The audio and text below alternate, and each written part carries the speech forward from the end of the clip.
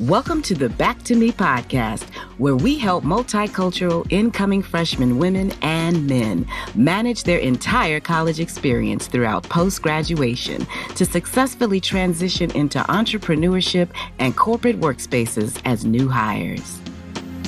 Back to me. Oh, I turned it around. I'm back to me. I finally figured it out. I'm back to me.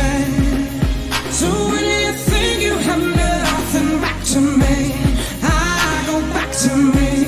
Yeah, I'm back to me. Hello, everyone. It's your host, Yoli Tamu. In honor of Suicide Prevention Month, we want to help you identify resources and proven strategies to alleviate any feelings of isolation or hopelessness. In this week's episode, we are joined by LaKisha Johnson, Director of Mental Health for the Los Angeles Unified School District.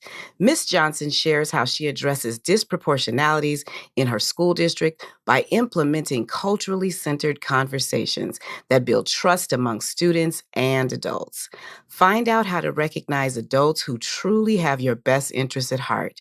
Enjoy. It is Suicide Prevention Month. And I met this powerful woman at my schools a couple of years ago, and she did a presentation for us. And then I got a beautiful opportunity to see her again at a NAMI event. And she is actually the Director of Mental Health Services at LA Unified School District. Miss LaKisha Johnson, how's it going? Hello. Thank you so much for having me. And it's always nice when you hear a little bio about yourself. It's like, wait, that is me. You know, we did cross paths that way. I'm out here. Okay? That's right. You're a powerful lady. That's right. When you were at that presentation for NAMI, I just recognized your voice. I recognized your energy. I was like, I know her. So I'm so glad we reconnected. As a director for mental health, congratulations. Thank you. African-American woman in that position. Yes. First Black person, male or female or non-binary otherwise, okay, to hold this position in our 90-year history. Oh my goodness. In the second largest school district in the country, right? Yes, absolutely. Very cool. Well, it's an honor to have you. And I just wanted to get a feel for what inspired you to pursue this route of service in mental health. It's so interesting. I really think, and I think a lot of people say this when they are in a field that they're passionate about, it truly was a calling. It wasn't something that I was looking for. I can remember being way back in middle school, there was a play and a counselor had to play a role. There was a role of a counselor in the play and they were asking for volunteers. We were in the auditorium. And so this is when they were trying to recruit people for this play. And when they mentioned counselor, people rose their hands. My friends, they said, Keisha should be the counselor. Keisha should be the counselor. Oh. Yes. And then they said, okay, well, what should her name be? And they said, Miss Bridgewater, that's my maiden name. And then the person went on and on and on about how that's a beautiful name for a counselor, to build bridges between people. And as they mentioned, bridge over troubled waters, all the things, right? Mm-hmm. So I think that the seed was planted then to counsel. And then thereafter, I just really began to be impassioned about social justice and social services. It was really shaped. I would say I was raised in poverty on Section 8, single mother. I have a father who's doing 35 to life. And so I've always been impacted not only by poverty, but because I had opportunities to go to particular schools and to be in accelerated programs, I was also shaped by the juxtaposition between those who have and those who have less materialistic things. And so I decided when I was going to college that I wanted to close those gaps. I wanted to address those disproportionalities. And I learned about social work. And so here I am. So that's a benefit for students to just really touch you and get the real experience. You know, you've been there. So we're here in this Suicide Prevention Month, and, you know, it's all about strategies. It's all about ways to take care of yourself. And I don't think that it's expressed enough or said enough to young people. And so I'm wondering, in your position, you and I talked about a program that you emphasize that encourages students to build a village. Could you tell us about your program?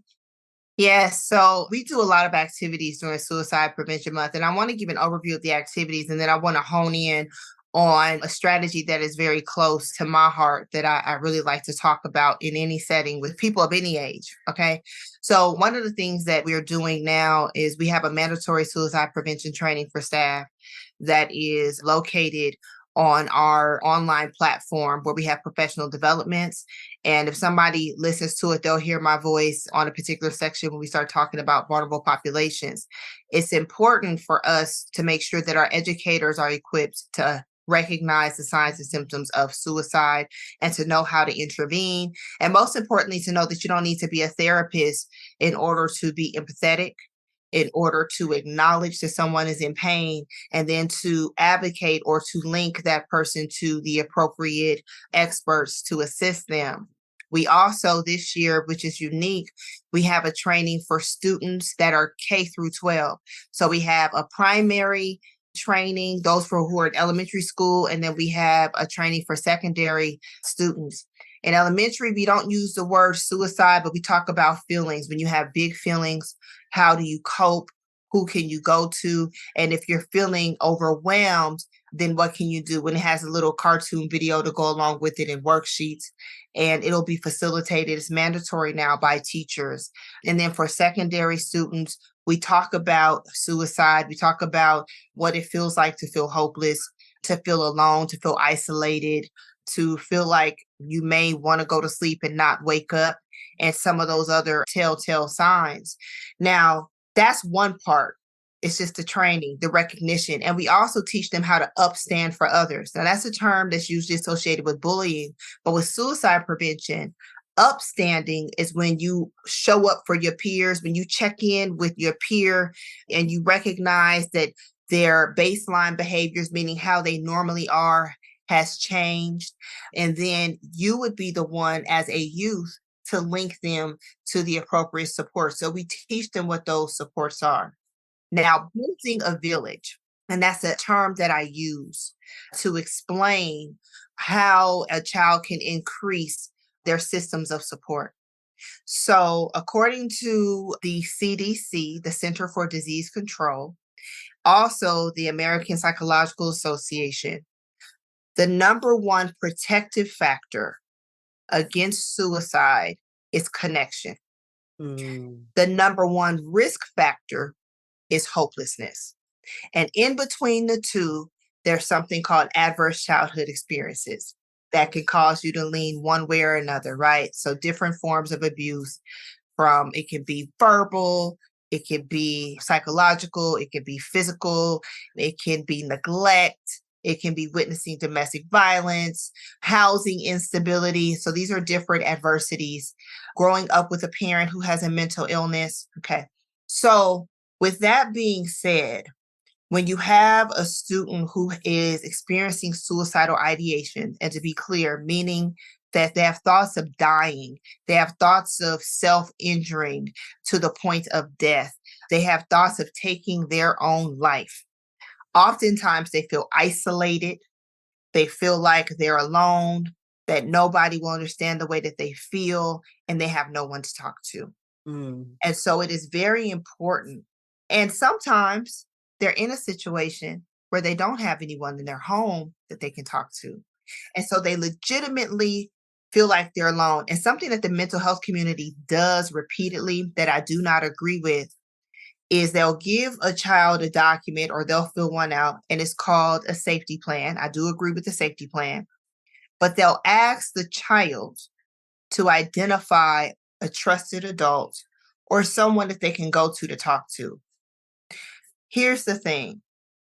If before that moment, that student, that youth, that child sincerely believed that they don't have anyone, simply answering that question can be a trigger. Mm.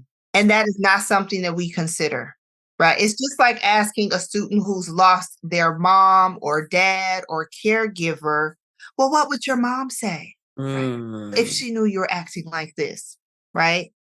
It can be activating, it can be a trigger, it can be provocative, okay? So what I like to do When I'm having workshops, this is even outside of LA Unified, what I like to do with even the people in my life is to talk about, I said, okay, let's say you weren't born into the village that you desire. How can you build your own? What can you do to identify people that you can rely on? So I began to walk our students through how to recognize an adult that they can trust. How to recognize. Okay. And adults need to know this too, right? So the first thing that you want to do is examine who you come across on a regular basis every day. If you're a student, think about every single teacher that you come across, okay? The other thing, and it might be a campus aide, it might be the person who works in the cafeteria, but I really have them brainstorm who is around you just naturally in your system.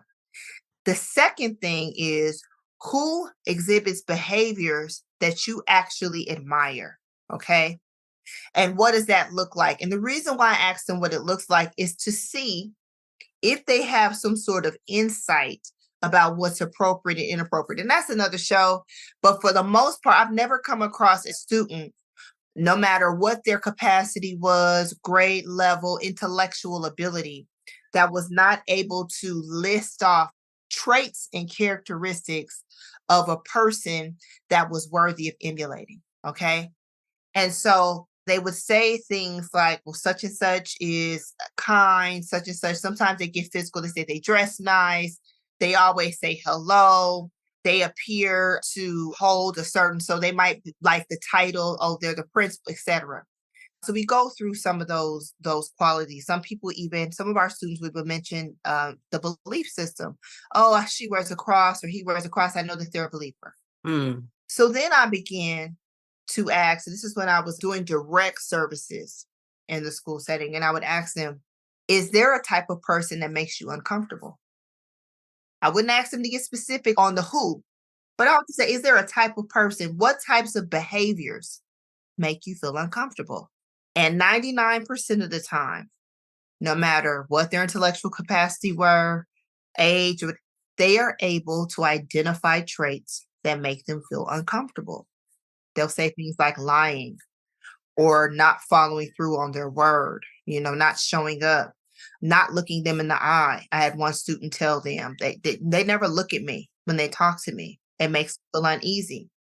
Sometimes you'll have young women, particularly if they've had a sexual abuse history, who will say, I don't like when they look at my body instead of looking at the face.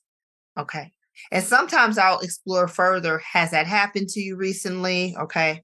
But we're talking about suicide. So these are things that would need to be explored. Even with adults, sometimes we don't take the time to pat ourselves down and ask ourselves, what type of people do I rock with and what type of people do I not? Okay.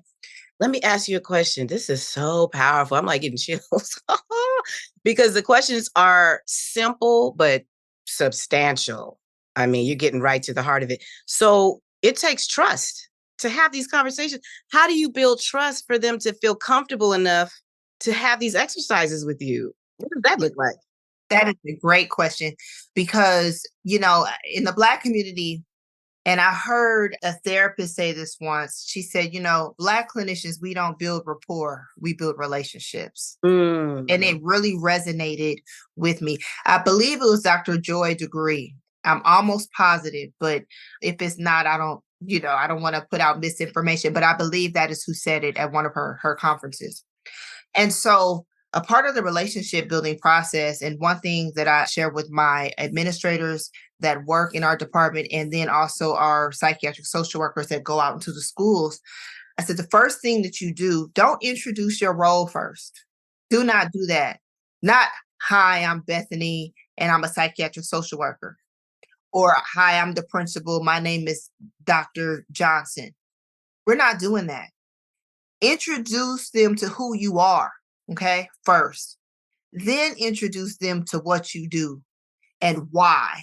Then introduce them to your title. And I would even revise that now, having a little more wisdom and say, introduce them to who you are, then why you do the work that you do, and then your title.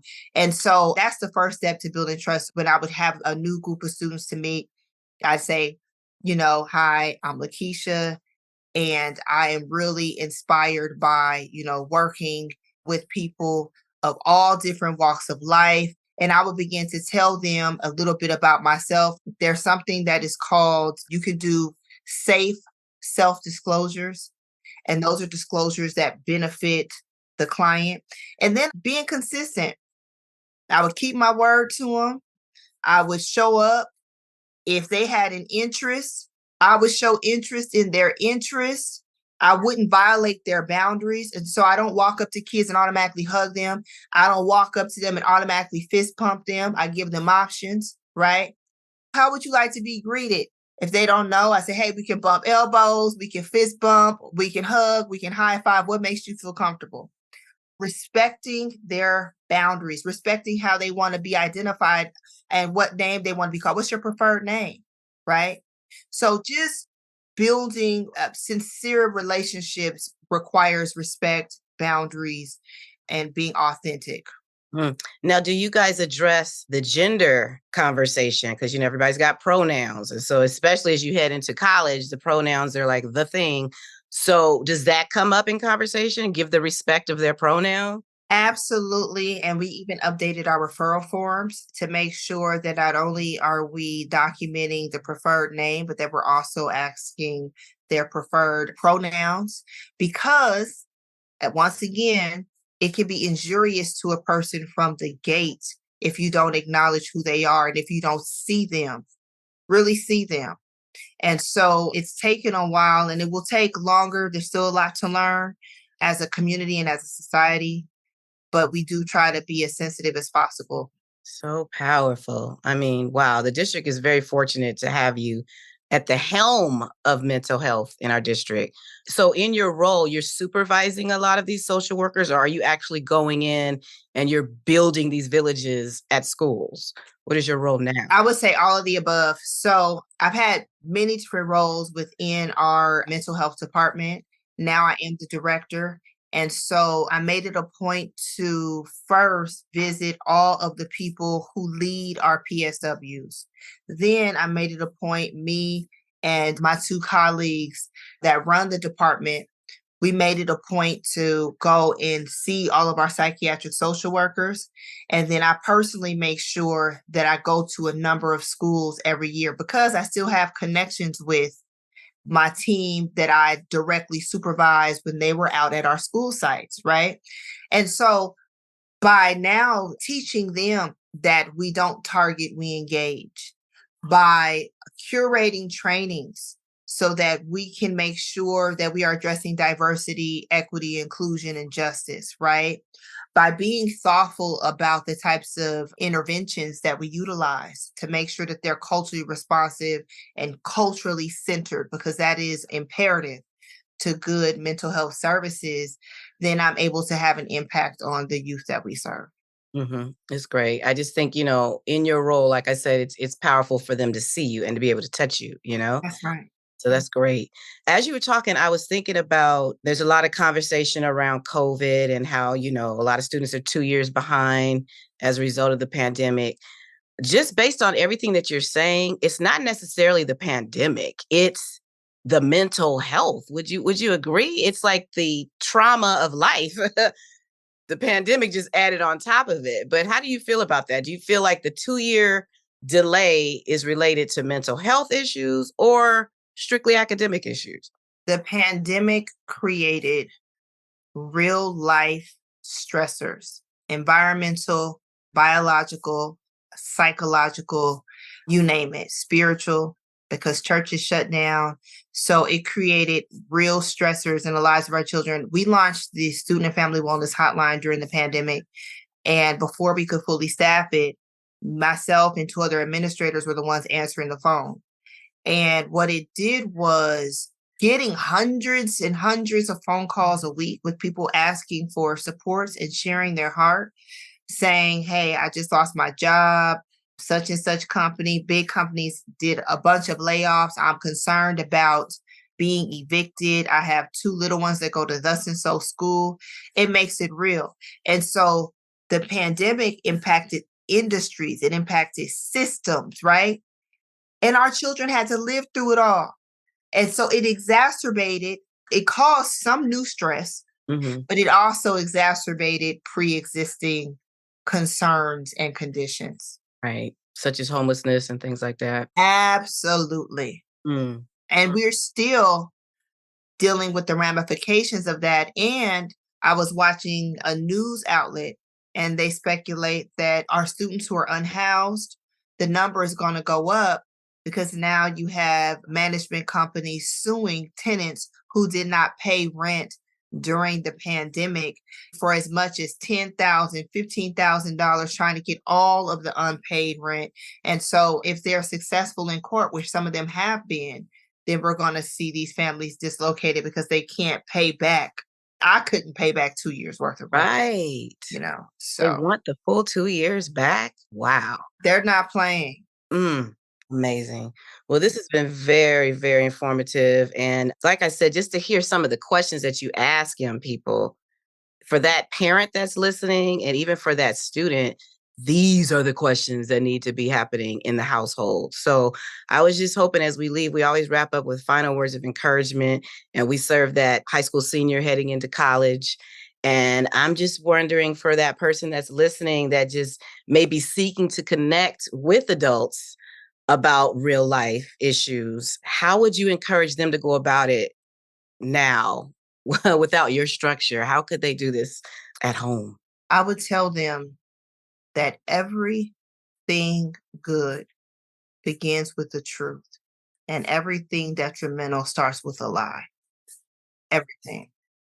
If you get into debt, it's because you lied to yourself and you said, "Oh, I'll pay it off later," right? But also, when it comes to mental health, it is essential and imperative that you find someone who has the qualities, the characteristics, the consistency, the morality that indicates that they are a person worthy of your truth, and share the truth about how you are feeling with them, and say simply, "Will you help me? I need some help." And take it from there. You do not have to suffer in silence. You do not have to be alone. You do not have to isolate. There are millions of people who feel like you do. And there are even more who are ready to help. So that's what I would say. Also, there is a new in California, and I believe it's nationwide actually. We have the suicide prevention and lifeline number, as you probably know. It's 988. So you can dial 988 if you are experiencing mental health distress or a psychiatric emergency. If you are at more imminent risk and you feel like you can't wait another second or minute, please dial 911. Mhm. So powerful. And if they wanted to reach out to you and just maybe learn a little bit more about your program, where would you like to send people? To LinkedIn or maybe an email or IG? Yes. So we have resources. We're even connected on social media. You can go to SHHS, that is Sam, Health, Help, Susan, underscore at LAUSD. So you can follow us there on Instagram. We also have a student health and human services at LAUSD website. But for myself personally, if they wanted to connect, they can find me on LinkedIn by my name, LaKisha Johnson. I'm not into handles and stuff. You might know better than I do how to get straight to my LinkedIn and sift through all the LaKisha Johnson. So feel free to help me out there. Hey, that's it. Just type your name in there. They will find it. So So yes, good. I So can good. reach that way. Well, yes, you are definitely being a blessing to those that don't even know they're being blessed. And so I thank you for your time. I'm so glad we reconnected, and I look forward to us having other conversations. Love to call you back into this podcast. Thank you for letting your light shine in this world and for using this podcast as a beacon for so many people. I am grateful that you had me on here today. Thank you. Thank you. All right. So I'll be in touch with you soon. You take care of yourself. I appreciate your time. Thank you. Bye-bye. Take care. Thank you for joining us. While you consider who is trustworthy in your village, do not hesitate to dial 988 for guided confidential assistance if needed. For more information about other episodes, remember to subscribe to the Back to Me podcast, College and Beyond. I'm your host, Yoli Tamu. Leave a review at the end of this podcast, and if you would like to learn more about other special events, join the Back to Me podcast Facebook group, or simply text Back to Me to 833-206-4565. Until next time, be well.